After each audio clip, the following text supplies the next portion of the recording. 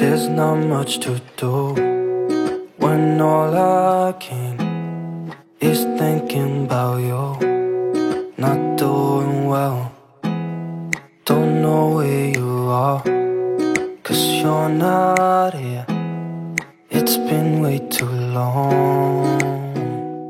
Halo guys, selamat datang kembali di Kim Channel. Dan pada video kali ini gue akan membuat video pembahasan mengenai match yang baru aja berakhir, yaitu Manchester City menghadapi Real Madrid di semifinal leg kedua dari UEFA Champions League semifinal.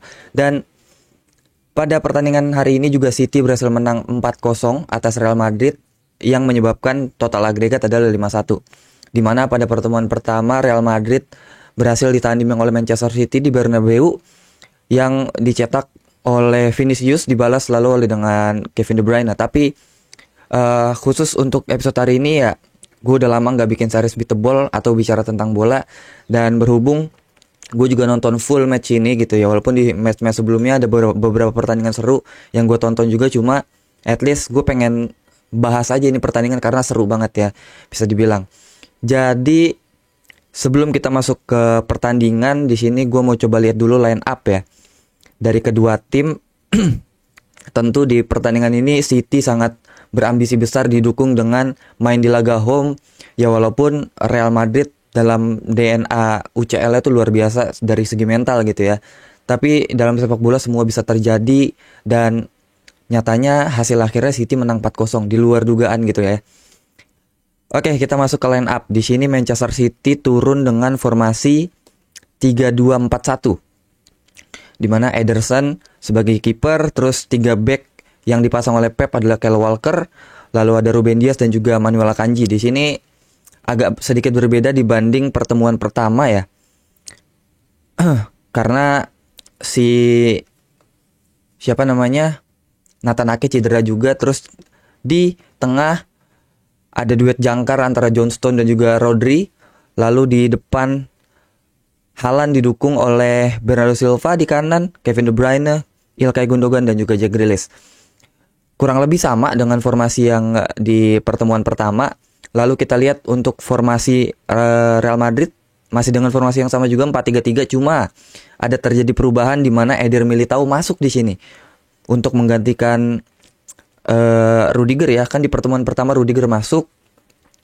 Terus di depannya Vinicius, Benzema dan Rodrigo, di tengah seperti biasa Modric, Toni Kroos dan juga Valverde, lalu di belakang di bek kiri ada Camavinga, di tengah Alaba dan Militao, di kanan Carvajal dan kipernya Thibaut Courtois ya. Terus di bangku cadangan juga sebenarnya City nggak terlalu banyak punya opsi ya. At least City aja di pertandingan hari ini cuma memasukkan pemain pengganti itu cuma 3, Julian Alvarez, Riyad Mahrez dan juga Phil Foden. Sisanya ya hanya pengisi bangku cadangan aja gitu loh. Lalu untuk Real Madrid cukup banyak dia membawa bangku cadangan. Ada Asensio, Vasquez, Tchouaméni, lalu ada Ceballos, Rudiger, Jesus Vallejo, Nacho, Eden Hazard, Lunin, Odriozola, Ferland Mendy dan Mariano Diaz. Nggak tahu kenapa di sini Ancelotti lebih memaksakan Camavinga untuk main dibandingkan Ferland Mendy ya. Entah mungkin Mendy emang belum fit banget kali ya.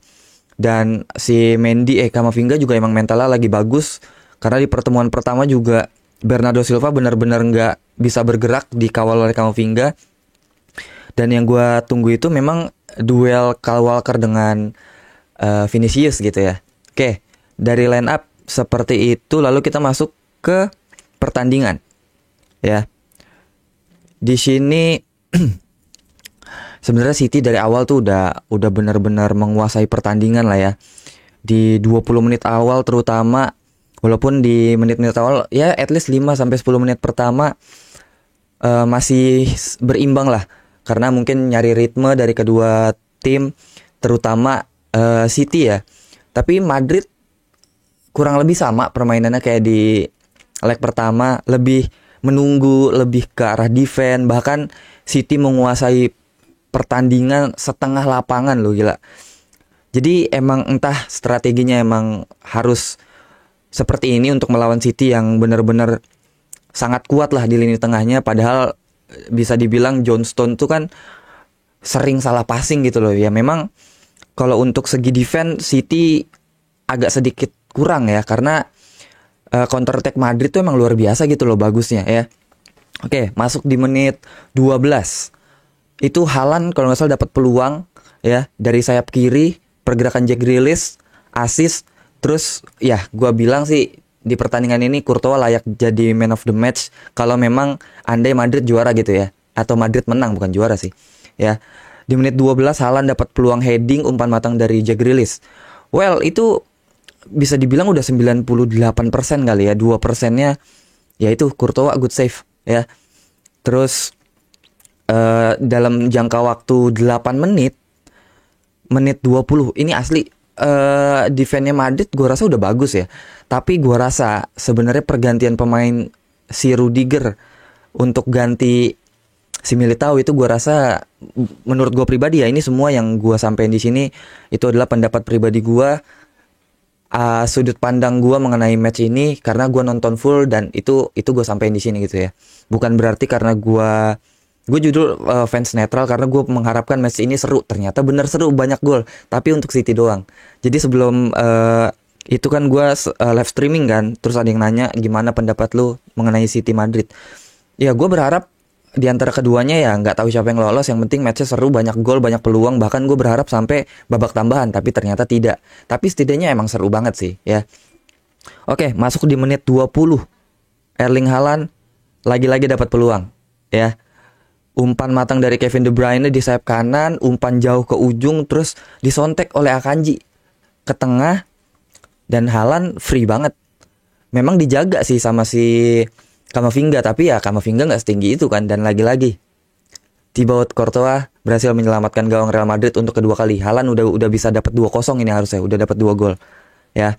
Jadi benar-benar luar biasa. Terus di menit 23 akhirnya gol yang dinanti publik Etihad terjadi, yaitu gol dari Bernardo Silva yang benar-benar memanfaatkan kelengahan lini belakang Madrid gitu loh. Jadi dari sayap kanan Kevin De Bruyne melakukan passing ke Bernardo Silva yang sangat kosong. Itu kelengahan lini Madrid banget sih. Karena mungkin terlalu fokus jaga Haaland atau gimana ya. Karena yang gue lihat dari segi permainan itu Haaland benar-benar dijaga banget oleh Militao gitu loh ya. Dan Bernardo Silva berhasil lolos dari lini pertahanan Madrid dan berhasil mencetak gol ke gawang Courtois 1-0. Dan dari situ gue udah melihat gimana Madrid tuh sebenarnya mentalnya udah agak sedikit hancur ya. Karena menurut gue mau tim sebertahan apapun, separkir bis manapun, kalau ujung-ujungnya digempur terus itu bakal gol juga gitu loh. Jadi at least dalam segi 20 menit pertama tuh sebenarnya Madrid nggak terlalu keluar untuk ngepres gitu ya. Entah memang itu strateginya atau emang nggak dapat chance untuk ngepres gitu loh. Jadi at least beberapa kali aja dapat pressure, cuman gagal. City masih bisa keluar dari pressure gitu ya.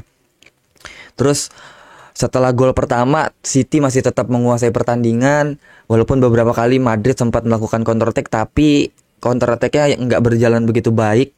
Dan gua rasa juga Vinicius benar-benar nggak bisa tampil all out atau memang lagi nggak perform ya. Terus juga didukung, ini menurut pribadi gua, mungkin Kyle Walker adalah bek kanan terbaik untuk saat ini di dunia. Menurut gua ya pribadi. Entah kenapa. Di umur yang udah nyentuh 30-an masih ada pace, masih ada strength yang cukup luar biasa. Bahkan beberapa, ada peluangnya Vinicius kalau nggak salah. Udah one on one dengan Kyle Walker, diajak lari dan kekejar oleh Walker. Gila kata gua. Ini anjir. Ya menurut gua itu luar biasa gitu loh Kyle Walker. Ya itu mungkin juga Viniciusnya lagi gak perform atau gimana ya, gue juga kurang paham ya. Tapi ini sudut pandang gue kayak gitu. Oke, masuk ke pertandingan lagi di menit 34. Selang gol dari Bernardo Silva, Madrid dapat peluang nih dari segi long shoot.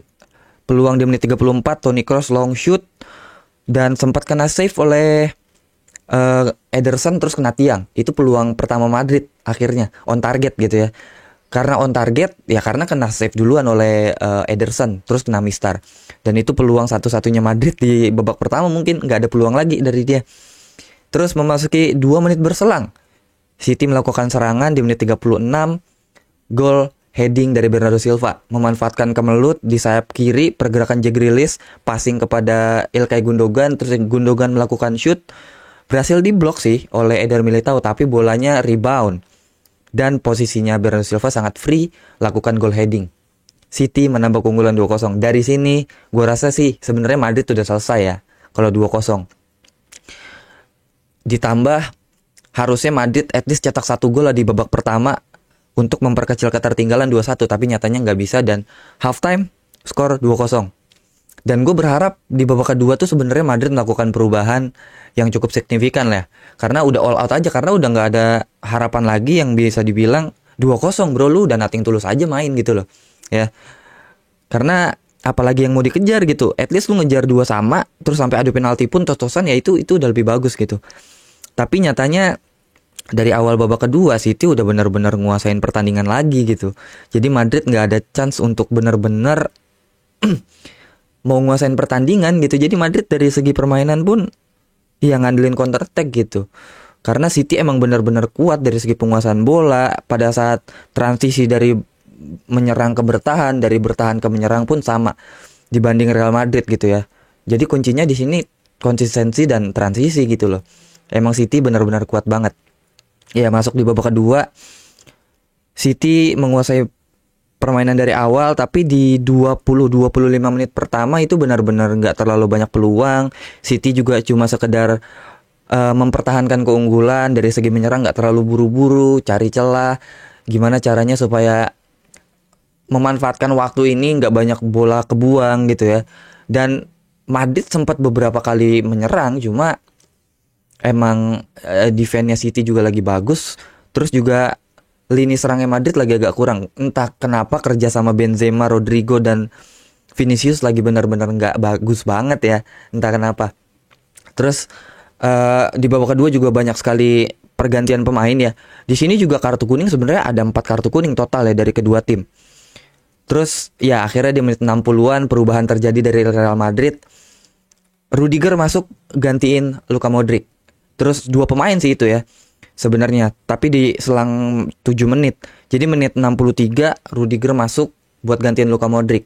Berarti dalam ini ada perubahan strategi nih. Berarti Alaba digeser ke kiri, Camavinga digeser ke tengah, terus Rudiger duet dengan Militao ya. Jadi itu yang gue baca dari strategi Madrid dari perubahan ini. Tapi dari segi perubahan ini malah bikin hancur permainan lini tengah, entah kenapa. Jadi biasanya 3 di tengah tuh Modric, Kroos, dan juga Valverde. Kali ini Modric keluar kan. Jadi di tengah tuh Kroos, Camavinga, dan juga Valverde. Dan gak terlalu banyak perubahan. Sampai menit 70 lagi-lagi Madrid melakukan perubahan pemain. Asensio masuk ganti Toni Kroos. Nah ini lebih gila lagi. Ini udah ke arah all out attack sebenarnya ya. Jadi di tengah cuma Valverde dengan Camavinga, jadi di depan tuh at least ada 4 pemain. Vini, Rodrigo, Benzema, dan juga Asensio. Ya mungkin Asensio lebih ke arah attacking midfielder ditaruhnya ya. Jadi Valverde duet di tengah, duet jangkar sama Camavinga.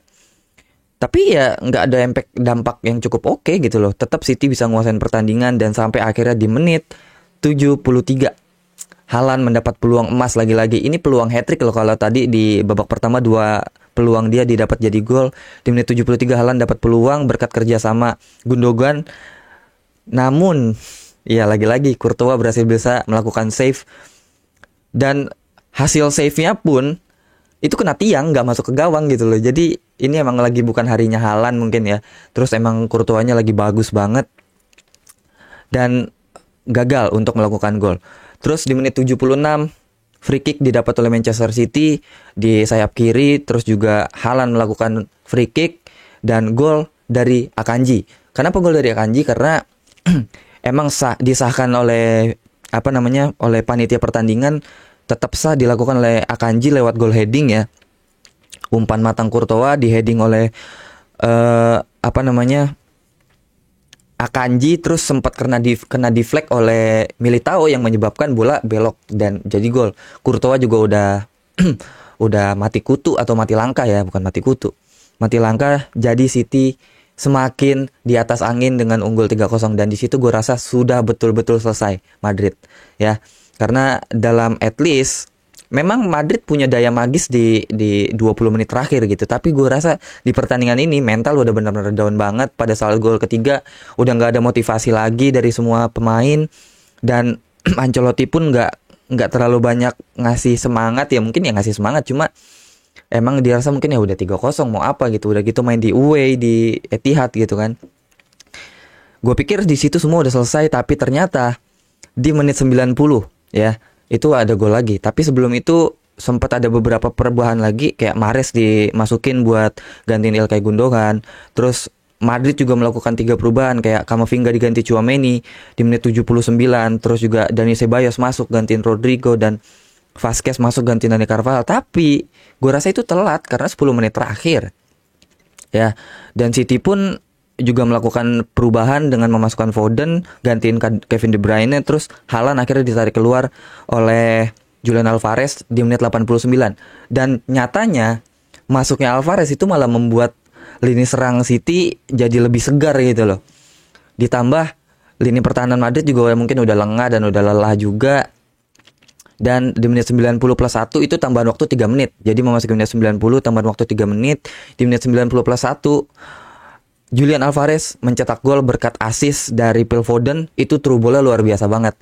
Dan ya balik lagi, si Militao sama Rudiger udah nggak fokus mungkin, jadi bola bisa lolos gitu aja. Dan Alvarez melakukan penyelesaian dengan baik ke gawang Courtois. Jadi 4-0 skor akhir dan total agregat 5-1. Oke, dari segi statistik, jadi ini benar-benar City nguasain pertandingan. Dari segi total penguasaan bola City 59%. Ini gue ngambil statistiknya dari goal.com. 59% penguasaan untuk City, Madrid 41%. Terus dari segi on target, di sini Real Madrid berhasil melakukan 3 on target, 2 off target, at least berarti 5 tendangan. Lalu City ada kurang lebih 14 attempt, 6 off target, 8 on target, 4 berbuah gol. Ini luar biasa banget ya. Terus juga emang dari segi 90 menit pertandingan, ya di sini City menunjukkan bahwa ya tahun ini tahunnya gua gitu loh. Dan Pep juga nggak terlalu ngeluarin strategi yang aneh-aneh. Terus juga ya intinya sama sebenarnya dari leg pertama leg kedua, cuma ya City diunggulkan, yang pertama diunggulkan dari segi main laga home. Terus juga emang mentalnya lagi naik Manchester City. Dan untuk meraih peluang dapat juara tuh cukup lumayan besar ya. Walaupun nanti di final dia akan ketemu Inter yang sudah lolos terlebih dahulu mengalahkan AC Milan. Jadi itulah hasil akhir 4-0 dan total agregat 5-1. Jadi gue tetap respect buat Madrid, karena musim ini sebenarnya gue juga masih pengen mengharapkan Madrid mungkin bisa sampai ke final, tapi nyatanya City masih bisa lebih unggul dan masih bisa lebih kuat dari segi permainan dan memanfaatkan peluang dengan baik gitu ya. Padahal prediksi gue adalah City sama Madrid di final, tapi nyatanya mereka udah ketemu terlebih dahulu di semifinal ya. Jadi itu sudut pandang gue. Congrats buat City karena berhasil masuk ke final, dan ini final kedua dalam segi kurun 10 tahun terakhir. Walaupun di final pertamanya dia di UCL kalah oleh Chelsea 1-0, dan sempat setelah itu beberapa kali masuk semifinal namun gagal. Tapi kali ini berhasil. Dan statistik menyatakan bahwa dalam 5 atau 6 pertemuan terakhir di Etihad, Madrid belum pernah bisa menang ya. Jadi statistiknya bisa kalian lihat. Dan nanti finalnya City akan ketemu Inter, dan mungkin gue bakal buat beatable juga mengenai pertandingan itu. Jadi gue rasa inilah pendapat gue mengenai pertandingan antara Manchester City menghadapi Real Madrid. Congrats buat City dan respect untuk Madrid juga, semangat. Walaupun tanpa bisa dibilang tanpa gol di pertandingan ini dari Madrid, tapi gue udah cukup acungi jempol buat perjuangannya. Dan Madrid dapat 1 trofi ya, Copa del Rey ya, congrats. Dan juga City masih berpeluang untuk dapat treble winner UCL, Emirates FA Cup, dan Premier League. Jadi gue rasa cukup untuk episode hari ini. Terima kasih atas atensi dan perhatiannya. Itulah pendapat gue mengenai pertandingan ini. Jadi apapun kalian punya pendapat, silahkan di drop di kolom komentar. Itulah pendapat gue. Jadi kurang lebih seperti itu. Gue Kim Channel pamit undur diri. See you in the next video. Bye-bye.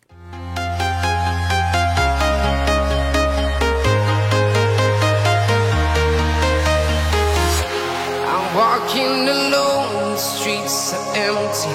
The only thing I can see is my own silhouette. I'm getting stronger.